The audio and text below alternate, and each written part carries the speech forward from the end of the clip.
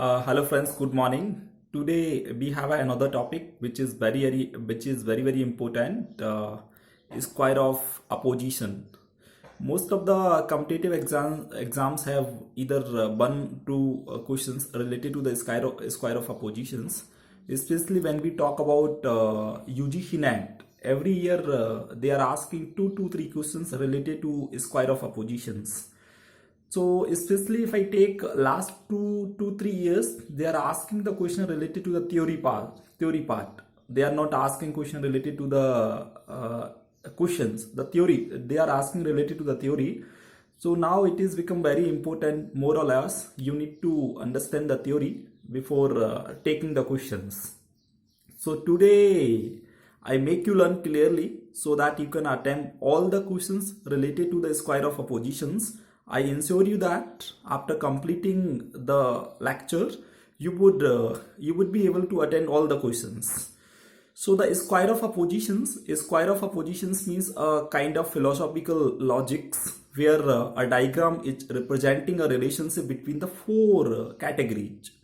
So before I take you to the diagram, before I'll take you to the word. Actually, what does it mean? First word, which is all, which we are representing by A, then no, which we are representing by E, then some by I, and some not by O. So what does these words are? Because in exams, the questions are asking related to these words. So most often we got confused. That means how do we differentiate between these words? So first I take these words. First one is UA. UA means universal affirmative. So the word related to all. So all means if you would get to see all or each, every, any or only, the meaning is similar. So meaning is similar. It is not mandatory that when in the exam all will come, then only we can attempt the questions. If the all, each, every, any or only, the meaning remains same. Anything he can ask. Like for example, each student doing well in the exams, or all student doing well in the exam, any student doing well in the exam. So that means the meaning remains same, which we call the universal affirmative. Second one is universal negative, where we have a no, which we are representing by E word, and the all we are representing by A. So here no, none, never, no one, all not. Meaning remains same. If I say no boys is intelligent, or I say never a boy is intelligent, so meaning remains same. So that means the no, none, never, no one, all not. So meaning is universal negative. Third one is particular affirmative, where we have a word like some, which we are representing by I. Next is many, most, more, most, a few, at least, almost, much. Especially in particular affirmative, student get more confused because the words are similar. Some, many, most, more, a few, at least, almost, much. These all words convey the same message, which is some. Some boys are intelligent, and more boys are intelligent. Most of the boys are intelligent. At least boys are intelligent. So the meaning remains same, which is a particular affirmative. So whenever you are attempting any kind of such questions, so first assume it as a I. That means the some. The last one is a particular negative, which is some not. Some not, which is also known as a hardly, seldom, scarcely, barely. Many things are related to it, which is particular negative. So now I hope we do understand the meaning of these words: all, not, some not, and what are the related words from them. So now I take you to the diagram, which is related to the square of oppositions. So now we do understand the meaning of word all, which is representing by A, then the word no representing by E, and the word some, I, and some not, O. For example, all girls are intelligent. The all. No one is intelligent. No. Some not. Like some boys are intelligent. That means the some. Some not. That means some boys are not intelligent. Then the O. We are representing by O. Now we take a relationship between these four words or categories. So we have a four term again. First one is a contradictory. First word is a contradictory.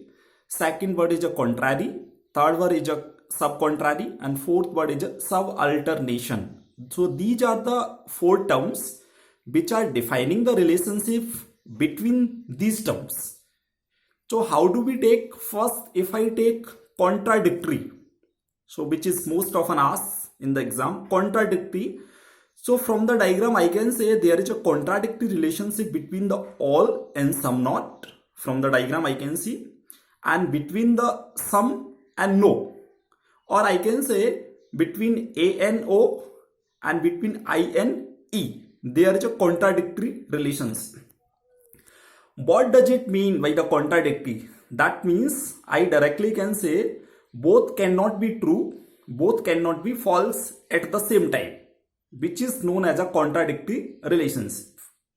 So that means if one is true, another must be false. If another must be false, then one must be true. Suppose from the arrow I do make you understand. Suppose one is true. That means the all. One is true. That means the sum not, the statement of the sum not must be false. If the statement all is true, suppose if I say all students are intelligent, then if I say some students are not intelligent, then the some students are not intelligent must be false. If the statement all students are intelligent is correct. So this relationship is very clear. That means both cannot be true, both cannot be false. If one is true, another must be false. Sometime exam they will ask a questions. We do further questions also. Sometime in the exams they all, if one statement is underdetermined, the second is also underdetermined, then what is the relationship between them? That means the contradictory relationship. Similarly, likewise we have a relationship between the I and E. That means between the some and no. So here also they have a contradictory relationship between them. If one is true, another must be false. If one is false, another must be true. In the same time, both cannot be true and both cannot be false. If one is true, another must be false. So which is known as a contradictory relationship. I hope is it clear to all. Second relationship is contrary relationship, which we can see between the A and E, all and no, which is known as a contrary relationship. What does it mean by the contrary relationship? It means both can be false, but both cannot be true, which is known as a contrary relationship. If I say there is a relationship between the two words in a way that both can be false, but both cannot be true, which is that, which is a contrary relationship. Suppose if I say all girls are intelligent, then of course if I say no girls are intelligent, it must be false, because both cannot be true at the same time. Both can be false. If I say all girls are intelligent, it's false. Then if I say no girls are intelligent, then of course both are the false. So both can be false, but both cannot be true. The relationship exists is known as a contrary relationship. Now next is subcontrary relationship, which exists between the sum I and O, which is known as a subcontrary relationship. That means both can be true, but both cannot be false. If one is true, another must be false or true. But if one must be false, another must be true. So that means both can be true. If I say some students are intelligent and some students are not intelligent, so both can be true, because some are already intelligent and some are not intelligent. But if I say some students are intelligent, it false, then another some students are not intelligent cannot be false. So this relationship is known as a subcontrary relationship. Now the last relationship, which is a subalternation. Subalternation relationship do exist between A and I and between the E and O. So what this relationship means, if A is true, suppose all A is true, then I must be true. If E is true, O must be true. So like vice versa, if I see, if I, that means the sum, is false, A must be false. If O is false, then E must be false. So this is a subalternation relationship. That means if the above A is true, then I must be true. If E is true, O must be true. If I take vice versa, then it goes in the false.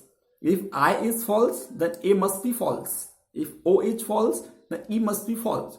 So this is how the relationship between exist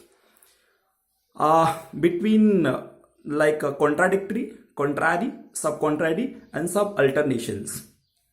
So this is the fundamental theory related to the square of oppositions. If you do go with the theory, you would be attempt to all the questions. Now we do go with some examples.